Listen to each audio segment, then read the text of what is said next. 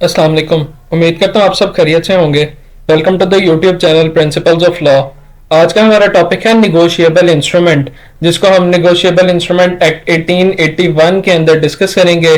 देखेंगे कि negotiable instrument होता क्या है और इसके क्या क्या एसेंशियल कैरेक्टर्स हैं।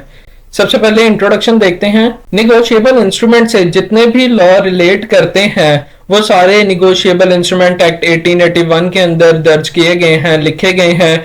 फिर जो निगोशिएबल इंस्ट्रूमेंट है उसके अंदर promissory note, bill of exchange और चेक, ये तीन चीजें आती हैं निगोशिएबल इंस्ट्रूमेंट में। फिर निगोशिएबल इंस्ट्रूमेंट एक्ट 1881 जो है वो 1 मार्च 1882 को लागू हुआ था और ये पूरे पाकिस्तान के अंदर लागू हुआ था। लेकिन ये जो एक्ट है इसने state bank of Pakistan act 1956 के सेक्शन 24 और 35 को कोई भी अफेक्ट नहीं किया था, उसके ऊपर कोई ये असरअंदाज नहीं होता, लागू नहीं होता।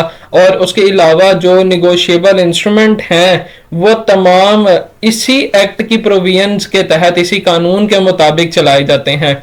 नेक्स्ट हेडिंग है रेलिवेंट प्रोविजन की। सेक्शन 13(1) है निगोशिएबल इंस्ट्रूमेंट एक्ट 1881 का, जो डील करता है निगोशिएबल इंस्ट्रूमेंट्स के साथ।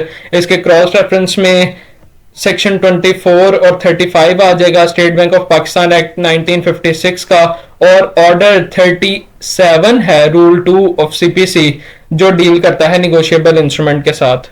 नेक्स्ट हेडिंग है मीनिंग ऑफ निगोशिएबल इंस्ट्रूमेंट। इसका एक सिंपल मीनिंग डिस्कस करते हैं कि कोई भी डॉक्यूमेंट जो रिटर्न फॉर्म में हो और उसके ऊपर दस्तखत भी हुए हो। अब वो जो डॉक्यूमेंट है उसके अंदर कोई अनकंडीशनल प्रॉमिस हो। अब अनकंडीशनल प्रॉमिस वो प्रॉमिस होता है जो किसी शर्त के ऊपर रख के ना किया जाए, मतलब कि अगर तुम ऐसा करोगे तो मेरा वादा है तुमसे मैं बदले में ये करूंगा। ये चीज अनकंडीशनल प्रॉमिस में नहीं आती। अनकंडीशनल प्रॉमिस में सिर्फ ये बात है कि तुम कुछ भी ना करो भाई, मेरा तुमसे वादा है मैं इसको पूरा करूंगा। तो कोई भी ऐसा अनकंडीशनल प्रॉमिस या कोई ऑर्डर टू पे जिसमें आप वादा कर लो कोई पैसे अदा करने के, जब जिस बंदे से आपने लिए हैं वो डिमांड करे, या फिर जब वक्त आ जाए वापसी का, तो उस वक्त का आप जो वादा कर लो लिख के, या फिर कोई ऑर्डर हो, उसको आप निगोशिएबल इंस्ट्रूमेंट कहते हैं। नेक्स्ट हेडिंग है डेफिनेशन ऑफ निगोशिएबल की। अब निगोशिएबल का मतलब capable of being transfer by delivery और इंडोर्समेंट, कि जो भी कोई ऐसी चीज जो ट्रांसफर होने के काबिल हो डिलीवरी के जरिए से या एंडोर्समेंट के जरिए से, उसे हम निगोशिएबल कहते हैं। फिर है डेफिनेशन ऑफ इंस्ट्रूमेंट। अब इंस्ट्रूमेंट या डॉक्यूमेंट ये क्या होता है? कोई भी ऐसा रिटर्न डॉक्यूमेंट जो बयान करे किसी बंदे के हकूक या उसके फराइज, या फिर वो किस चीज का हकदार है, या फिर उसके ऊपर क्या क्या जिम्मेदारियां आयद की जाती हैं, वो चीज इंस्ट्रूमेंट कहलाती है। अब इंस्ट्रूमेंट में कॉन्ट्रैक्ट भी आ जाती है, विल भी आ जाता है, प्रोमिसरी नोट है, शेयर सर्टिफिकेट है, ये सारी चीजें इंस्ट्रूमेंट होती हैं।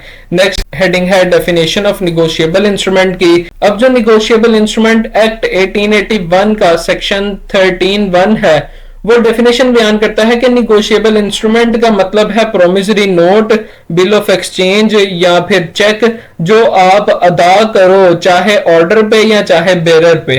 नेक्स्ट हेडिंग है एक्सेप्शन की। अब एक असूल है नेमो डेट क्वी नॉन हैबिट का, जिसका मतलब है कि कोई भी बंदा वो चीज नहीं दे सकता जो उसके पास खुद मौजूद नहीं है। अब ये जो प्रिंसिपल है ये वहां पे अप्लाई होता है जहां पे कोई स्टोलन प्रॉपर्टी या कोई प्रॉपर्टी आप धोखे से लो, चोरी से लो, और वो आप आगे किसी थर्ड पर्सन को ट्रांसफर करना चाहो। अब वो थर्ड पर्सन को चूंकि ट्रांसफर हो ही नहीं सकती क्योंकि वो प्रॉपर्टी आपकी खुद नहीं है, वो पोजेस आप खुद नहीं करते। तो ये एक एक्सेप्शन आ जाती है कि जो चीज आपकी नहीं है वो आप किसी को ट्रांसफर कर ही नहीं सकते। नेक्स्ट हेडिंग है पार्टीज ऑफ निगोशिएबल इंस्ट्रूमेंट। इसमें 4 पार्टीज अप्रोक्सीमेटली पाई जाती हैं। मुख्तलिफ कंडीशंस के हवाले से मुख्तलिफ पार्टीज होती हैं, लेकिन एक जनरल कंसेप्शन में 4 इसके अंदर ओवरऑल होती हैं। एक ड्राई है, एक ड्रॉर है, एक पेई है, और एक है dry in case of need. अब जो ड्राई है ये वो बंदा होता है जिसको पैसे अदा करने होते हैं। ड्रॉर वो बंदा होता है जो बिल ऑफ एक्सचेंज या चेक बनाता है। पेई वो बंदा होता है जिसने पैसे अदा करने होते हैं। और dry in case of need के अगर बिल ऑफ एक्सचेंज के अंदर आपको कोई जरूरत पड़े तो आप किसी ऐसे बंदे का नाम लिख दो कि अगर ड्राई मौजूद नहीं है तो उसकी जगह इस बंदे को रकम अदा कर दी जाए, तो वो फिर dry in case of need होता है। नेक्स्ट हेडिंग है काइंड्स ऑफ निगोशिएबल इंस्ट्रूमेंट। अब जो सेक्शन 13 है निगोशिएबल इंस्ट्रूमेंट एक्ट का, उसके मुताबिक निगोशिएबल इंस्ट्रूमेंट की 3 काइंड्स हैं, promissory note, bill of exchange और चेक। प्रोमिसरी नोट देखते हैं कि इसके अंदर वादा कर लिया जाता है, लिख कर बंदा खुद को इंगेज कर लेता है, बांध लेता है उस वादे के साथ कि वो अदा करेगा रकम जब वक्त आ जाएगा जिस वक्त का उसने वादा किया है, या फिर जब उसे डिमांड की जाएगी और वो पैसे उस मुद्दत पे अदा करेगा। फिर है बिल ऑफ एक्सचेंज। अब बिल ऑफ एक्सचेंज के अंदर एक अनकंडीशनल ऑर्डर होता है जो लिख के दे दिया जाता है एक बंदे की तरफ से दूसरे बंदे को, और उसके ऊपर बनाने वाले के साइन भी मौजूद होते हैं, और उसके अंदर फ्यूचर में कोई टाइम सेट कर लिया जाता है, फाइनल कर लिया जाता है जिस टाइम पे डिमांड करता है वो बंदा और बनाने वाले ने पैसे अदा करने होते हैं। नेक्स्ट है चेक। अब चेक एक ऐसा ड्राफ्ट होता है जो आप बैंक को देते हो और बैंक उसके बदले में आपको पैसे दे देता है। ये भी एक अनकंडीशनल प्रॉमिस होता है। इसमें बनाने वाला बंदा जिसके नाम का होता है उसका नाम लिख देता है और वो जिसने निकलवाने होते हैं पैसे उसको दे देता है। वो बंदा बैंक में चला जाता है, बैंक को वो चेक दिखाता है। अब वो जो चेक बैंक रिसीव करता है उस चेक को वसूल करके उसके ऊपर ट्रांजैक्शन करके पैसे उस बंदे को दे देता है। अब इसके अंदर जो बैंक है वो एक पेई का किरदार अदा करता है। नेक्स्ट हेडिंग है टाइप्स ऑफ निगोशिएबल इंस्ट्रूमेंट। अब निगोशिएबल इंस्ट्रूमेंट की 5 टाइप्स हैं, इनलैंड, फॉरेन, टाइम, डिमांड और एम्बिगुअस। इनलैंड से मुराद वो निगोशिएबल इंस्ट्रूमेंट जो पाकिस्तान की हदूद के अंदर बनेगा और पाकिस्तान के अंदर ही पेएबल होगा। फॉरेन इंस्ट्रूमेंट वो है जो पाकिस्तान की बाउंड्री में नहीं बनेगा, पाकिस्तान से बाहर होगा और वो अदा भी जो करना है वो पाकिस्तान से बाहर ही होगा। फिर इसमें टाइम आ जाता है कि इंस्ट्रूमेंट जो पेएबल ऑन डिमांड हो, इसके अंदर कोई फ्यूचर का टाइम मुतय्यन कर लिया होता है। फिर है डिमांड। अब निगोशिएबल इंस्ट्रूमेंट के अंदर डिमांड भी की जाती है कि जब वो बंदा देख लेगा तो उसको डिमांड कर लेगा अपने पैसों की। फिर एम्बिगुअस आ जाता है। ये वो इंस्ट्रूमेंट है जिसको हम प्रोमिसरी नोट या बिल ऑफ एक्सचेंज की तरह ही ट्रीट करते हैं, लेकिन इसमें जो बनाने वाला है वो इसको अपनी मर्जी से चला रहा होता है, अपनी डिस्क्रिप्शन से मैनेज करता है, ट्रीट करता है। नेक्स्ट हेडिंग है एग्जांपल्स। अब कुछ एग्जांपल देख लेते हैं निगोशिएबल इंस्ट्रूमेंट की। तो इसमें बिल ऑफ एक्सचेंज है, प्रोमिसरी नोट है, चेक है, डिविडेंड वारंट्स हैं, शेयर वारंट्स हैं, बेयरर डिबेंचर्स हैं, बैंक ड्राफ्ट्स हैं और रेलवे रिसीट्स हैं।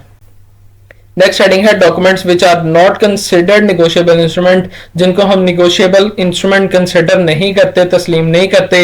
इसमें मनी ऑर्डर है, पोस्टल ऑर्डर्स हैं, डिपॉजिट रिसीट्स हैं, शेयर सर्टिफिकेट है, बिल ऑफ लेडिंग है, फिक्स्ड डिपॉजिट है और डॉक वारंट है। नेक्स्ट हेडिंग है कंडीशंस। अब इसके अंदर 2 कंडीशंस पाई जाती हैं। एक तो इंस्ट्रूमेंट फ्रीली ट्रांसफरेबल होना चाहिए, फिर उसके बाद जो बना रहा है बनाने वाला रिसीवर को एक अच्छी नीयत के साथ देगा उस निगोशिएबल इंस्ट्रूमेंट को, और अगर उसके अंदर कोई डिफेक्ट पाया जाता है तो लेने वाला इस चीज का हकदार है कि वो उसको स्यू कर सके, कोर्ट में उसके ऊपर कोई भी दावा दायर कर सके। नेक्स्ट हेडिंग है essential characteristics of negotiable instrument, कि कौन कौन सी खसूसियात पाई जाती हैं निगोशिएबल इंस्ट्रूमेंट में। ये रिटर्न होना चाहिए, फिर ये ट्रांसफरेबल होना चाहिए। निगोशिएबल इंस्ट्रूमेंट लाजमी तौर पे एक बंदा जो है वो दूसरे बंदे को इसके अंदर ट्रांसफर कर सके, कोई भी राइट, कोई भी चीज, कोई वादा, कोई पैसे, जो भी उसने करने हैं। फिर राइट्स ऑफ द होल्डर, के निगोशिएबल इंस्ट्रूमेंट के अंदर ये हक दिया जाता है क्रेडिटर को कि वो रिकवर कर ले अपने पैसे या जो भी उसने कर्जा दिया है वो डेटर से, और उसके अलावा जो क्रेडिटर है वो उससे खुद भी वसूल कर सकता है और वो किसी बंदे को भी दिलवा सकता है उससे। फिर है अनकंडीशनल प्रॉमिस। निगोशिएबल इंस्ट्रूमेंट के अंदर जो वादा किया जाता है वो अनकंडीशनल होता है।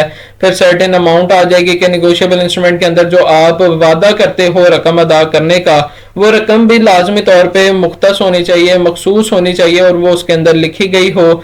फिर है पेएबल इन मनी, के निगोशिएबल इंस्ट्रूमेंट हमेशा पेएबल इन मनी होता है, मतलब आपने जो वादा किया है उसके बदले में आपने पैसे ही देने हैं, आप कोई और चीज नहीं दे सकते।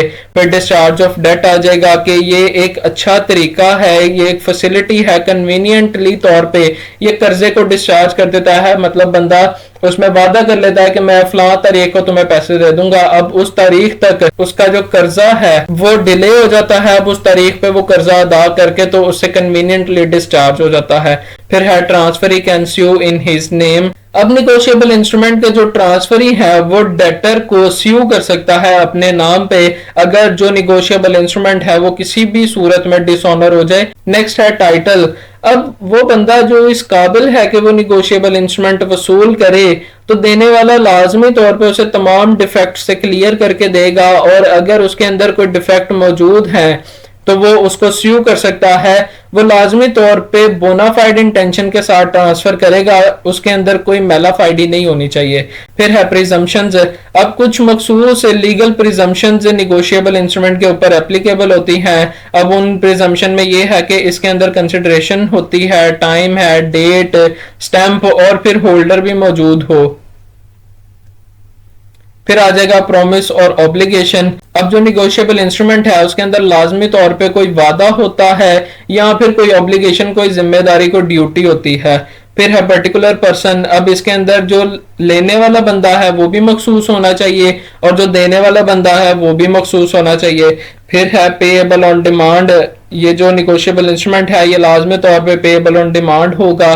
फिर सिग्नेचर, इसके अंदर ड्रॉअर अपने सिग्नेचर करेगा। फिर डेट भी मेंशन करेगा वो, और नेम ऑफ द मेकर, जिसने निगोशिएबल इंस्ट्रूमेंट बनाया है उसका नाम भी दर्ज किया जाएगा इसके अंदर।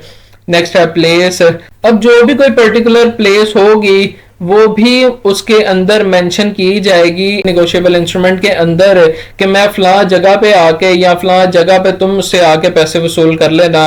फिर है स्टैंप। वो जो निगोशिएबल इंस्ट्रूमेंट है वो लाजमी तौर पे स्टैंप होगा।